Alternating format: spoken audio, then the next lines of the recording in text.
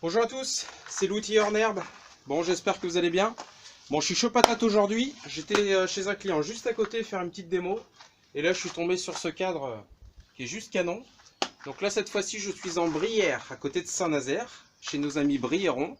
Donc là, vous le voyez pas, mais il y a tout un tas de maisons avec des toits en chaume. Franchement, c'est hyper sympa. Donc si vous avez envie de vous balader par ici, franchement, il y a des petites barques. Et vous faites le tour de la Brière. Donc c'est une zone protégée et franchement, c'est magnifique. Donc je me suis dit que c'était l'occasion de vous faire une petite vidéo dans ce beau cadre. Je vous ai parlé sur une des dernières vidéos que je voulais vous parler du tout nouveau cloueur. Donc notre cloueur de charpente, donc le DCN 692 P2. Alors c'est pas une nouvelle référence, vous connaissez déjà cette référence, sauf qu'en fait on est à la version 3. Donc il y a déjà plusieurs années on avait sorti la version 1 qui a un peu révolutionné le marché, puisqu'on connaissait beaucoup les cloueurs pneumatiques ou les cloueurs à gaz. Donc nous, étant donné qu'on est vraiment un spécialiste dans le domaine des batteries, on avait développé déjà le cloueur de charpente sur batterie. Alors on avait apporté beaucoup d'améliorations suite à des remontées utilisateurs, donc on est passé à la version 2 qui était déjà très aboutie. Néanmoins, on a eu des remontées comme quoi sur de la 90 crantée dans certaines essences de bois, il y avait un enfoncement qui n'était pas total. Donc du coup, on a sorti la version 3 depuis le début de l'année. Franchement, c'est vraiment une tuerie. On a vraiment pris en considération vos remontées et du coup on a sorti un cloueur qui est beaucoup plus puissant et qui va permettre justement d'enfoncer de la 90 crantée beaucoup plus facilement qu'on ne le faisait avec la version 2. Donc pour ceux qui ne connaissaient pas les versions précédentes, donc on est sur un cloueur de charpente, d'accord. Il fonctionne uniquement avec des batteries. Donc moi j'ai mis mes batteries 54 volts, mais c'est un outil 18 volts. Donc quand vous l'achetez complet, il est livré avec des batteries 18 volts 5 ampères. Donc ce cloueur a un moteur brushless, donc moteur sans charbon, pas d'entretien, plus d'autonomie, moins de chauffe moteur. Je vous ai résumé les trois avantages d'un moteur brushless.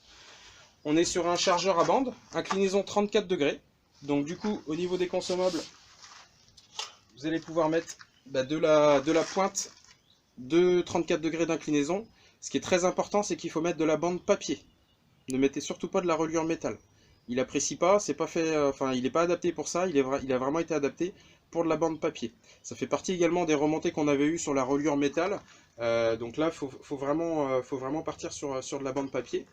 Donc les capacités du cloueur, 50-90, d'accord, en capacité. On peut mettre de la pointe lisse, de la pointe crantée, de l'inox. Tout ce qu'il faut, c'est respecter l'inclinaison et que ça soit de la pointe entre 50 et 90. Donc plusieurs réglages au niveau de ce cloueur. Donc le premier réglage, c'est choisir est-ce que vous voulez faire du coup par coup ou du mode rafale.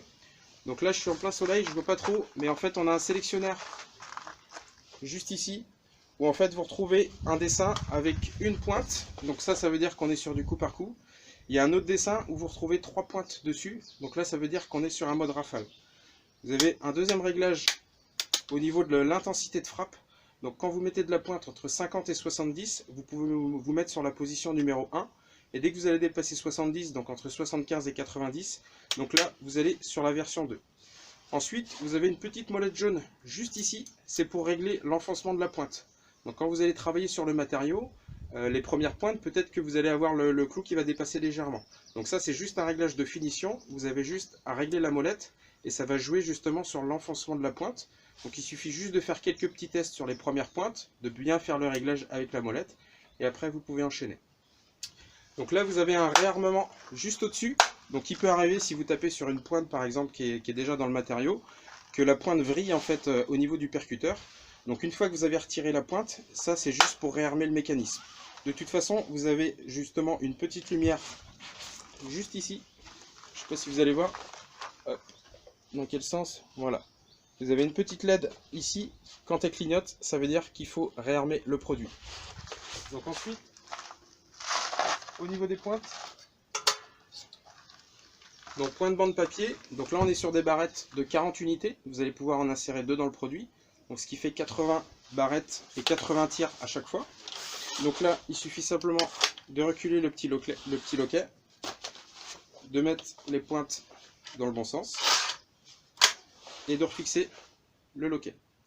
Donc là je suis sur de la 90, donc je me mets sur le sélectionneur 2 et je vais commencer par le coup par coup.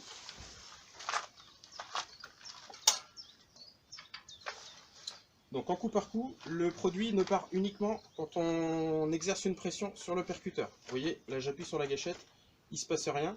Il faut vraiment exercer la pression pour qu'il parte.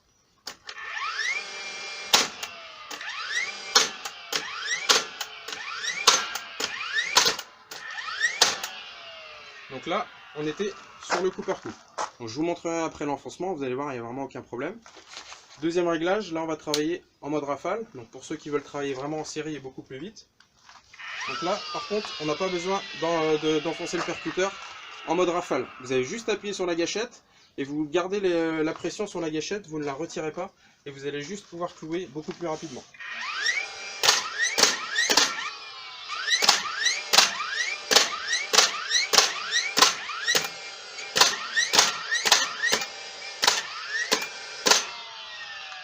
Vous voyez, en mode rafale, vous allez pouvoir travailler beaucoup plus vite, vous allez pouvoir faire de la série.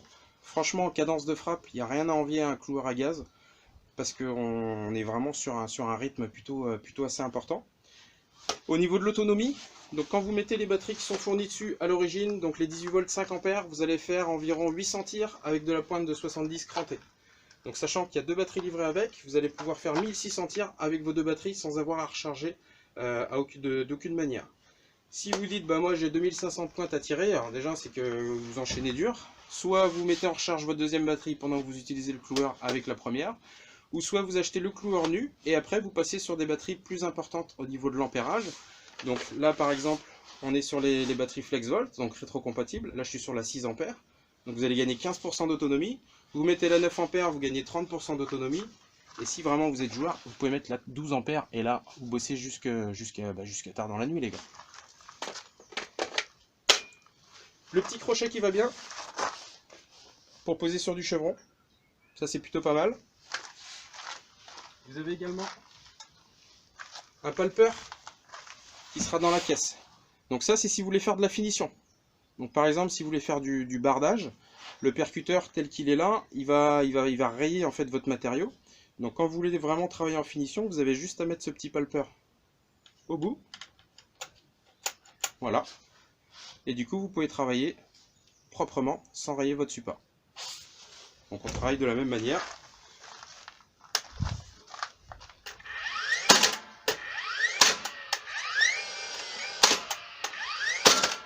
Et donc du coup vous enchaînez comme ça sans aucun problème. Au niveau des pointes, donc même si le cloueur a une inclinaison standard de 34 degrés, vous pouvez mettre n'importe quelle pointe du marché, à partir du moment où c'est de la bande papier et qui a la bonne inclinaison. Néanmoins, comme tout cloueur et comme tout appareil, l'idée c'est d'avoir des bons consommables.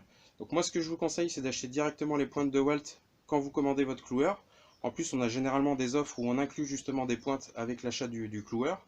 Là c'est des paquets de 2200 pointes, d'accord. Donc après vous pouvez travailler sur différents types de pointes, différents diamètres, de l'inox, de la lisse, ce que vous voulez.